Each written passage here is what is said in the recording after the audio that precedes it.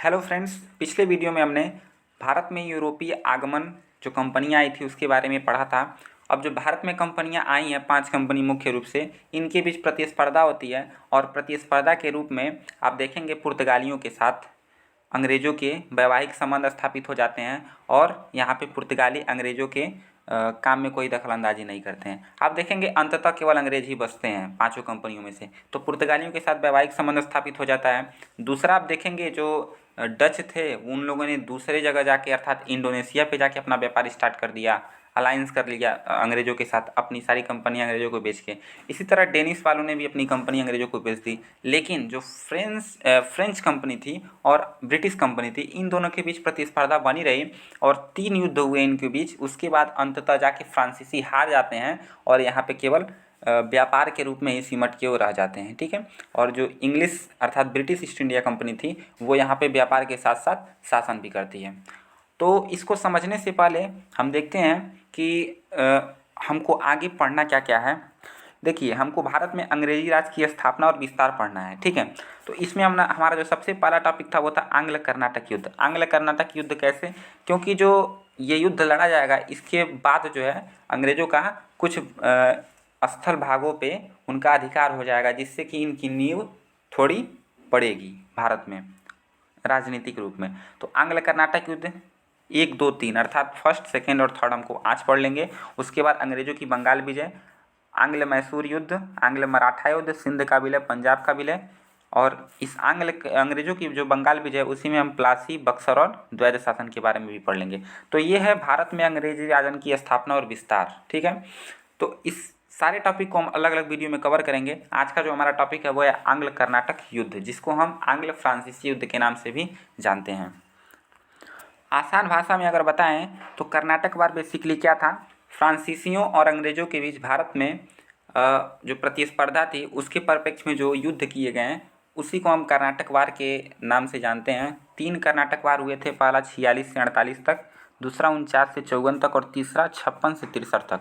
ये सारी जो है 18वीं शताब्दी अर्थात 1746 से 48, 1749 से 54 और 1756 से 63 तक हो गया।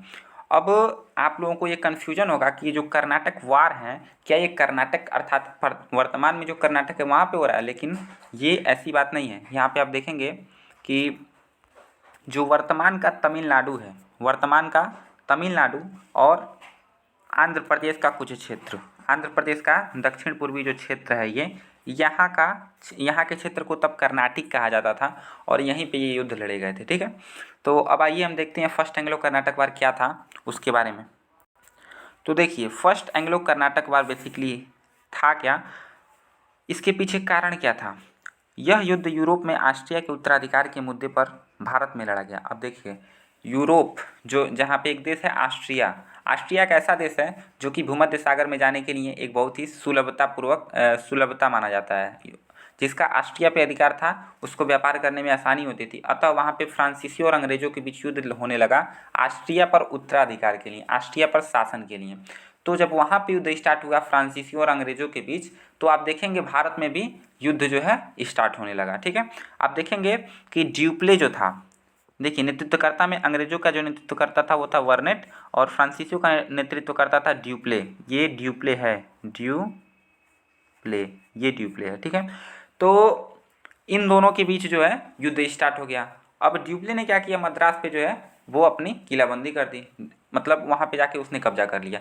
वो मद्रास जो था वो अंग्रेज़ों का वहाँ पे कंपनी था, लेकिन वहाँ पे ड्यूप्ले ने जाके अपना कब्जा कर लिया।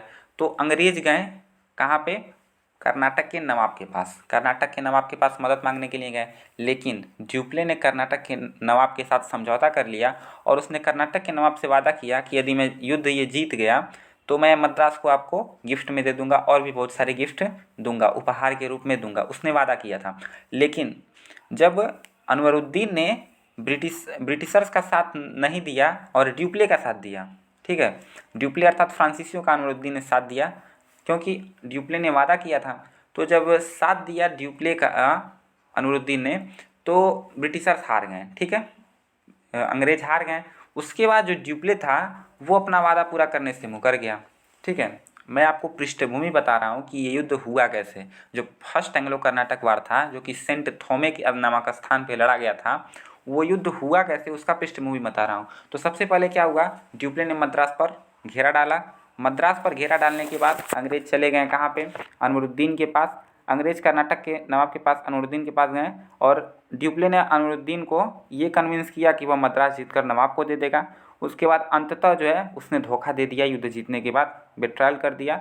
ड्यूप्ले ने अनवरुद्दीन को धोखा दे दिया और ये इसी का जो रूप था, इसी का जो परिणाम था, वो आंग्लो कर्नाटक वार, फर्स्ट एंग्लो कर्नाटक वार के रूप में सामने आया, जो कि फ्रेंच और कर्नाटक के नवाब के बीच लड़ा गया था। अर्थात जो सेंट थॉमे का युद्ध है वो फ्रेंच कंपनी अर्थात ड्यूप्ले और बंगाल कर्नाटक का जो नवाब था अनवरुद्दीन, उसके साथ लड़ा गया था।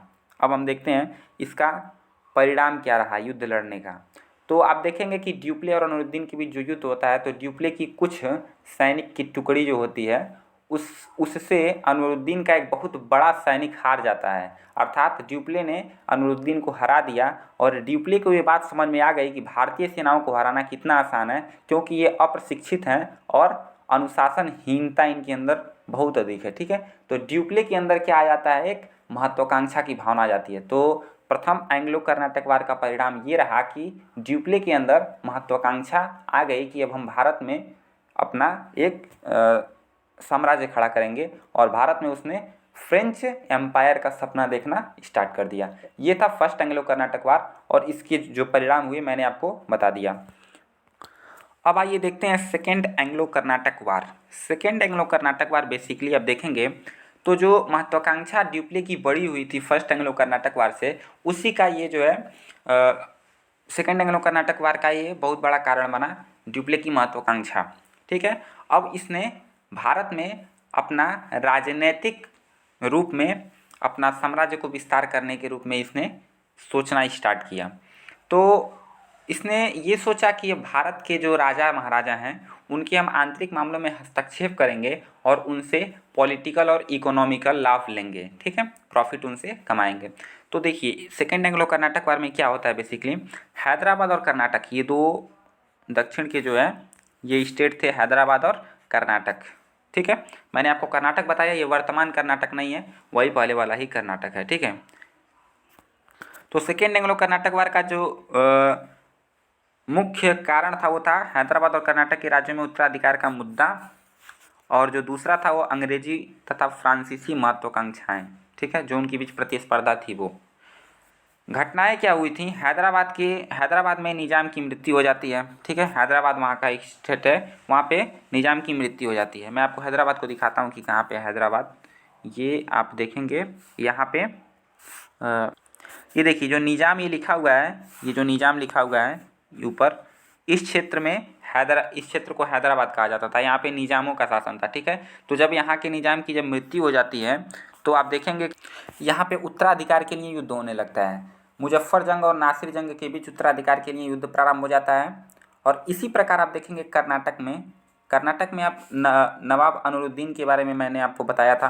तो कर्नाटक में नवाब अनवरुद्दीन तथा उसके बहनोई चांदा साहब जो है, चांदा साहब को लेके उत्तराधिकार के लिए युद्ध होने लगता है। तो ये दोनों किसी राज्य की आपसी लड़ाई थी। ठीक है, किसी भी स्टेट की, जैसे ये हैदराबाद में दो लोग आपस में ही लड़ रहे हैं उसी स्टेट में उत्तराधिकार के लिए। इसी तरह कर्नाटक में देखेंगे तो अनवरुद्दीन और उसका बहनोई चांदा साहब लड़ रहे हैं गद्दी के लिए।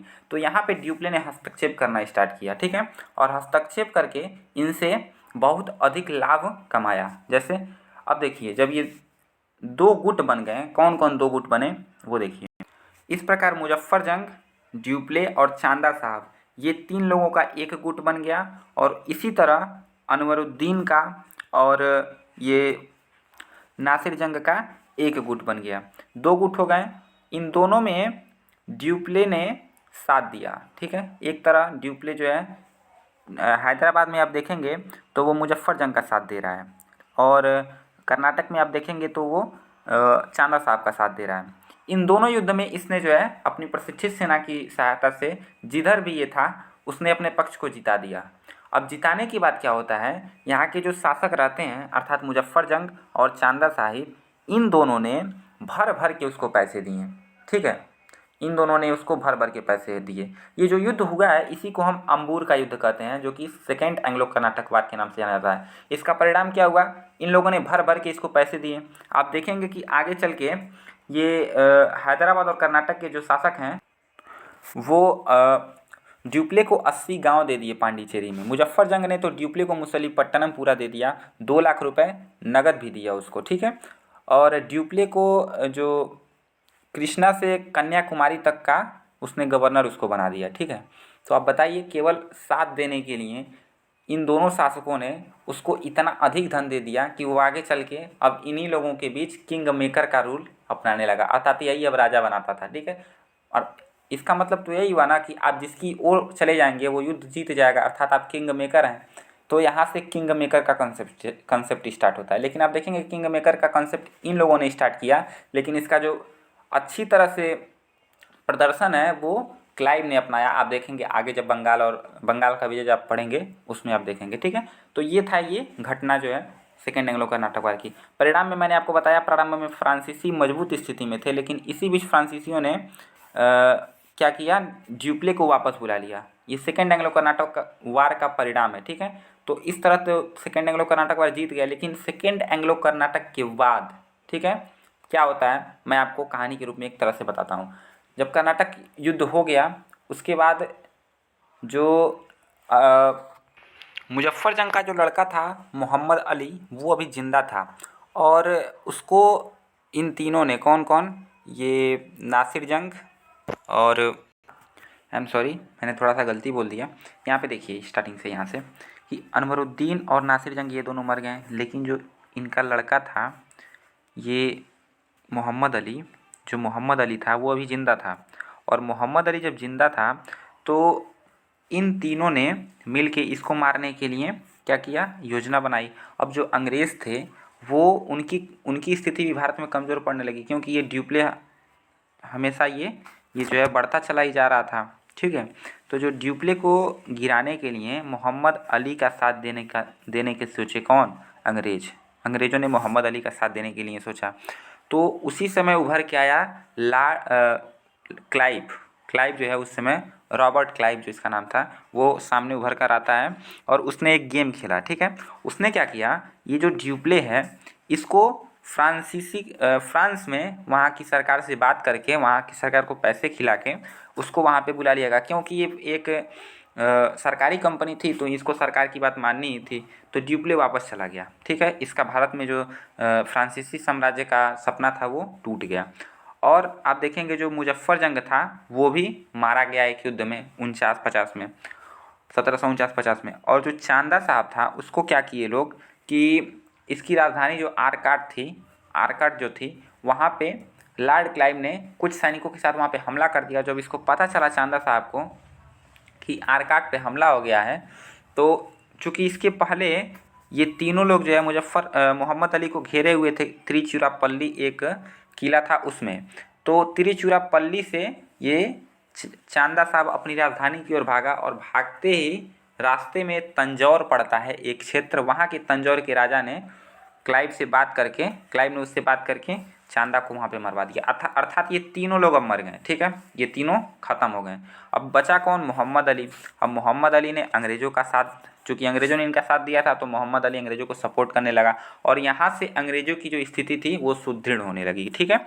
तो आप देखेंगे क्लाइव जो है एक बहुत महत्वपूर्ण रोल निभाता है सेकेंड एंग्लो कर्नाटक वार के परिणाम के रूप में, ठीक है। तो ये सेकेंड एंग्लो कर्नाटक वार था।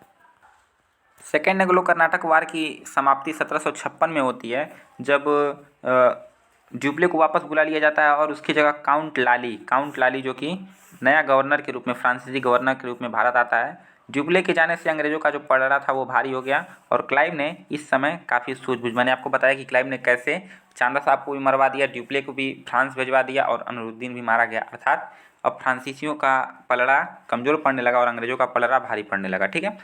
इसी प्रकार जो संधि हुई थी पांडिचेरी की संधि 1756 ईस्वी में, और 1756 ईस्वी के बाद ये सेकेंड एंग्लो कर्नाटक वार समाप्त होता है। अब देखते हैं 1756 से 63 तक जो 7 वर्ष का युद्ध था, इसको सप्तवर्षीय युद्ध अर्थात सप्तवर्षीय युद्ध जो कि थर्ड एंग्लो कर्नाटक वार युद्ध के नाम से भी जाना जाता है। ये सप्तवर्षीय युद्ध जो था, 7 साल जो चला था युद्ध, वो यूरोप में चल रहा था, ठीक है। तो जब वहाँ पे युद्ध चल रहा था तो मैंने आपको बताया यहाँ पे भी युद्ध करने लगते थे सब। तो यहाँ पे आप देखेंगे फ्रांसीसियों का जो नेतृत्व करता था वो था काउंट लाली, और अंग्रेजों का था जो वो था आयरकूट, ठीक है। ये युद्ध हो रहा था मुख्य रूप से, अगर आप देखेंगे तो 1760 में भारत में परिणाम जिसका निकला वो 1760 में युद्ध हुआ, ठीक है। घटनाएं क्या थी? प्रारंभ में फ्रांसीसियों ने कुछ बढ़त हासिल की, लेकिन शीघ्र ही अंग्रेजों का पलड़ा भारी हो गया। बांडीवास के युद्ध में आयरकूट 1760 ने फ्रांसीसियों को बुरी तरह पराजित किया। जो आयरकूट था अंग्रेजी गवर्नर जो था, वो 1760 ईस्वी में फ्रांसीसियों को पराजित करता है एक वांडीवास के युद्ध में। और इस तरह जो है जो फ्रांसीसी थे वो उनका जो यहाँ पे करियर था, जो सोचते थे कि हम साम्राज्य विस्तार करेंगे, वो खत्म हो जाता है, ठीक है। 1763 में पेरिस की संधि जब वहाँ पे होती है यूरोप में 7 वर्षीय युद्ध के बाद, तो यहाँ पर भी युद्ध शांत हो जाता है। इस संधि द्वारा अंग्रेजों ने फ्रांसीसियों पर कई शर्तें लगा दी, जैसे भारत में बड़ी सेना न रखना, केवल व्यापार करना, इन सब चीज़ों पर इन लोगों ने शर्तें लगाई फ्रांसीसियों से, और फ्रांसीसियों को संधि के अनुसार ये सारी बातें माननी पड़ी क्योंकि वो हार चुके थे। तो ये था थर्ड एंग्लो कर्नाटक वार। बहुत टफ मत बनाइएगा चीज़ों को, बस बातों को ध्यान से सुनते रहिएगा, आपको टॉपिक क्लियर हो जाएगा। अब हम देखते हैं क्या वजह रही कि फ्रांसीसी अंग्रेजों के मुकाबले कमज़ोर पड़ गए, ठीक है। तो सबसे पहला जो कारण था वो दोनों कंपनियों के ढांचे में अंतर था। जो फ्रेंच कंपनी थी वो एक सरकारी कंपनी थी, जबकि आप देखेंगे जो ईस्ट इंडिया कंपनी थी वो एक निजी कंपनी थी, सब शेयर धारक थे उसमें, मैंने आपको फर्स्ट वीडियो में ही बताया था। यूरोप में फ्रांसीसियों के मुकाबले अंग्रेजों की राजनीतिक स्थिति एवं स्थायित्व तो काफ़ी मजबूत था। जो फ्रांसीसियों के मुकाबले जो अंग्रेजों की राजनीतिक स्थिति थी वो वहाँ पे अस्थायी थी। और आप देखेंगे तो जो अंग्रेज़ थे उनके लिए पार्लियामेंट जो था वो मदद करता था, पार्लियामेंट, ठीक है, उनका साथ देता था, चूँकि एक प्राइवेट कंपनी थी। तो लेकिन फ्रांस में देखेंगे निरंकुश शासक था लुई 14, तो लुई 14 के नेतृत्व में निकले थे। चूँकि ये एक सरकारी कंपनी थी तो उतना इनको मदद नहीं मिल पाता था अपने पार्लियामेंट से, ठीक है। तो ये एक कारण रहा इनके हारने का, इनको अंग्रेजों से पीछे रह जाने का। इसी तरह आप देखेंगे ब्रिटेन में कृषि एवं औद्योगिक क्रांति के परिणाम स्वरूप फ्रांस की अपेक्षा आर्थिक समृद्धि अधिक बेहतर थी। अर्थात ब्रिटेन में औद्योगिक क्रांति हुई थी जिसकी वजह से वो आर्थिक रूप से भी समृद्ध थे, और ज़रूरत पड़ने पर वो यहाँ की कंपनी की मदद भी करते थे ब्रिटिशर्स। लेकिन फ्रांस के लिए ऐसा कुछ नहीं था, ठीक है। ब्रिटिश नौसेना फ्रांसीसियों के मुकाबले काफ़ी बेहतर थी। हिंद महासागर में अंग्रेजी नौसेना का काफ़ी दबदबा था। उन्होंने प्रारंभ में ही मद्रास, बम्बई, कलकत्ता के नौसैनिक ठिकानों का विकास किया, जबकि फ्रांसीसी ऐसा नहीं कर पाए। वो केवल आते ही युद्ध में लग गए। और चूँकि आप जानते हैं कि एक जो इंसान दूसरे कामों में उलझा रहेगा वो अपना मुख्य काम नहीं कर पाएगा। लेकिन अंग्रेजों ने क्या किया, पहले अपना बेस बनाया, पहले व्यापार धीरे धीरे करना स्टार्ट किया और अपना बेस बनाया। पांचवा जो था वो था फ्रांसीसियों के मुकाबले अंग्रेजों ने प्रारंभ से ही व्यापार, वाणिज्य, राजस्व प्राप्ति पर विशेष ध्यान दिया, ठीक है। अंग्रेजों ने, फ्रांसीसियों ने ऐसा कुछ नहीं किया। जैसे क्लाइव जो था उसने बंगाल को आधार बनाकर विस्तार की रणनीति अपनाई। उन लोगों ने पहले बंगाल को एक सुदृढ़ क्षेत्र के रूप में जो बंगाल था उसको जीता, उसके बाद उसको आधार बना के पूरे विस्तार को अंजाम दिया। आप देखेंगे बंगाल के जो कृषि समृद्ध व्यापार थे उससे अंग्रेजों को बहुत अधिक लाभ मिला, जबकि फ्रांसीसियों ने केवल दक्षिण में ही अपनी सारी एनर्जी वेस्ट की, ठीक है। दक्षिण में वैसे मसाले होते थे लेकिन वो उत्तर भारत में उन लोग नहीं आ पाए, जिसकी वजह से ये भी एक हार का कारण था फ्रांसीसियों का। तुलनात्मक रूप से बंगाल से अंग्रेजों को अधिक लाभ मिला, जिससे वे बड़ी सेना में रखने में सफल हुए। आप देखेंगे 1756 ईस्वी में जब प्लासी का युद्ध होता है तो उसमें जीतने के बाद, और 1764 में जो बक्सर का युद्ध होता है उसमें जीतने के बाद अंग्रेजों की जो स्थिति थी वो बंगाल में बहुत ही अच्छी हो गई, और उसी के बल पे उन लोगों ने पूरे भारत को जीता, ठीक है। तो ये कुछ रीजन्स थे जिसकी वजह से फ्रांसीसियों के मुकाबले अंग्रेज जो है वो जीते थे। तो मैं उम्मीद करता हूँ कि आपको वीडियो पसंद आ रही होगी, और अगर कोई क्वेरीज़ है तो आप कमेंट बॉक्स में हमसे पूछ सकते हैं। और अगर वीडियो अच्छी लग रही हो तो चैनल को सब्सक्राइब कर लीजिएगा, वीडियो को शेयर और लाइक कर दीजिएगा। धन्यवाद।